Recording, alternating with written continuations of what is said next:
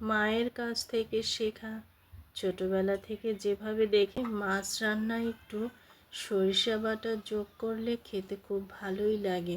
আমার অনেক পছন্দের একটি তরকারি পানি কচুরলতি। পানি কচুরলতিটাকে আমি কিভাবে রান্না করছি দেখো।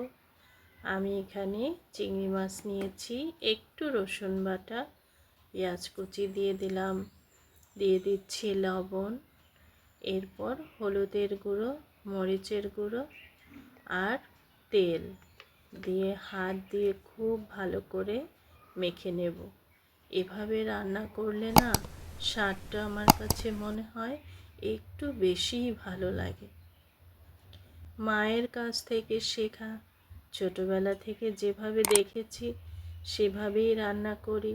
খেতে খারাপ বলে না কেউ, তাহলে তো বোঝাই যায় মায়ের রান্নাটা ভালোই ছিল। সবার মাই ভালো রান্না করে, পরিবারে অভ্যস্ত হয়ে যায় ছেলে মেয়েরা খেতে খেতে। এজন্যই বলে মায়ের হাতে রান্নাই সেরা।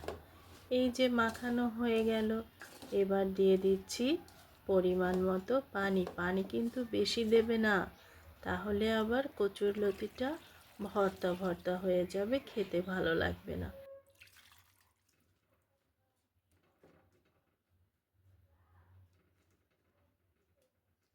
ঢেকে দিলাম, চুপচাপ হতে থাক। আর এদিকে আমি ইফতারিতে আলুর চপ তৈরি করব, সেজন্য 2টা ডিম আর কিছু আলু সিদ্ধ দিয়ে দিচ্ছি। এটা এপাশে বসিয়ে দেব আর আমার হাতের কাজগুলো আমি করতে থাকব, তোমাদের সাথে গল্প করব। এই যে পানি দিয়ে দিলাম, পানিটা দিয়ে ঢাকনাটা দিয়ে দেব, ঢাকনাটাকে আটকিয়ে দিলাম, অপেক্ষা করব এখন। আর এই পাশটায় আমি ইলিশ মাছ সরিষা বাটা দিয়ে রান্না করব। তো মাছটাকে আমি হলুদ, মরিচের গুঁড়ো আর লবণ দিয়ে ভালো করে মেখে কিছুক্ষণ রেখে দেব। আমার কাছে না এই গরমে মাছ রান্নায় একটু সরিষা বাটা যোগ করলে খেতে খুব ভালোই লাগে, ঝোলটা একটু অন্যরকম স্বাদ হয়। রেখে দিলাম। আর এই যে দেখো কচুরলতিটা ফুটতে শুরু করে দিয়েছে, আমি একটু নেড়ে চেড়ে দিচ্ছি। দেখো এখনও কিন্তু আস্ত আছে, আর পুরো রান্নাটা যখন শেষ করব তখনও কিন্তু লতিটা এরকমই আস্ত আস্ত থাকবে, তা না হলে কিন্তু দেখতে ভালো লাগে না। আর যে জিনিস দেখতে ভালো লাগে না সেটা কিন্তু খাওয়ার আগ্রহও জাগে না। এই যে ছিটি দিয়ে দিল, ব্যাস ওটা ওপাশে নামিয়ে রাখলাম আর মাছটাকে বসিয়ে দিলাম। আজকে কিন্তু আমি সরিষা ইলিশটা রান্না করব সরিষার তেল দিয়ে। তো মাছটাকে আমি প্রথমে ভালো করে ভেজে নিচ্ছি, খুব কড়া করে কিন্তু ভাজবো না, তাহলে মাছের যে স্বাদটা ওটা নষ্ট হয়ে যায়। এই জন্য হালকা করে ভেজে নেব।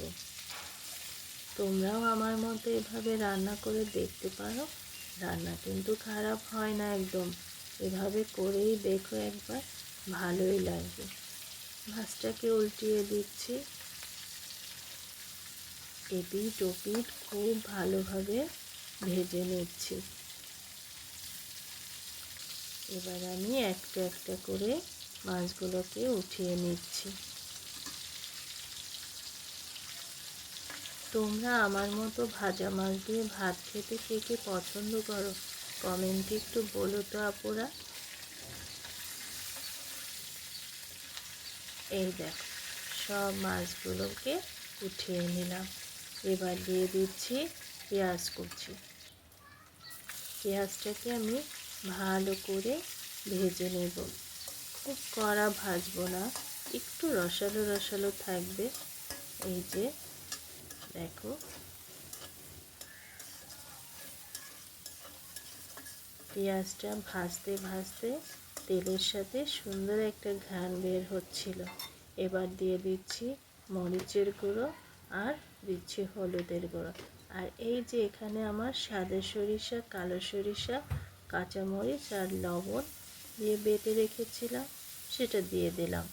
ভালো করে কষিয়ে একটু পানি দিয়ে দেব, দিয়ে আবার মশলাটা ভুনতে থাকবো যতক্ষণ তেল তেল একটা ভাব না উঠে আসে।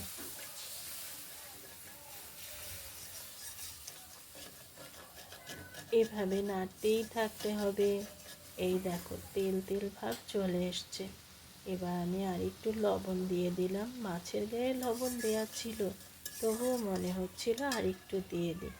তারপর আমি পরিমাণ মতো ঝোলের পানি, ঝোল ফুটে না উঠলে মাছ কখনো দেবে না, তাহলে স্বাদ ভালো হয় না।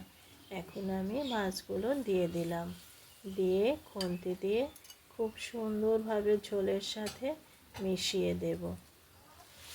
এই দেখো আমি একটা একটা করে নেড়ে চেড়ে খুব সুন্দর করে ঝোলের ভিতরে মাছগুলোকে ডুবিয়ে দিলাম। এখন আর কি অপেক্ষা করব, ঝোলটা কমলে নামিয়ে ফেলবো। আর এই দেখো কয়েকটা কাঁচামরিচ দিয়েছি, মাথাটা একটু চিড়ে দিয়েছি যাতে কাঁচামরিচের যে ফ্লেভারটা ওটা সুন্দর করে মাছের সাথে মিশে যায়।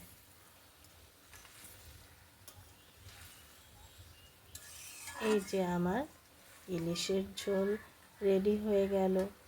এখন আর একটু ঝোল টেনে গেলে নামিয়ে নেব। তো কেমন লাগলো রান্নাগুলো জানাবে কিন্তু। আর এই দেখো কচুরলতিটাও এপাশে সুন্দর ভাজা ভাজা হয়ে আসছে, দেখতে কিন্তু চমৎকার লাগছে আর খেতেও অনেক মজা হয়েছিল। এভাবে রান্না করে দেখো, ভালো লাগবে। তো ভিডিওগুলো ভালো লাগলে অবশ্যই পাশে থাকবে,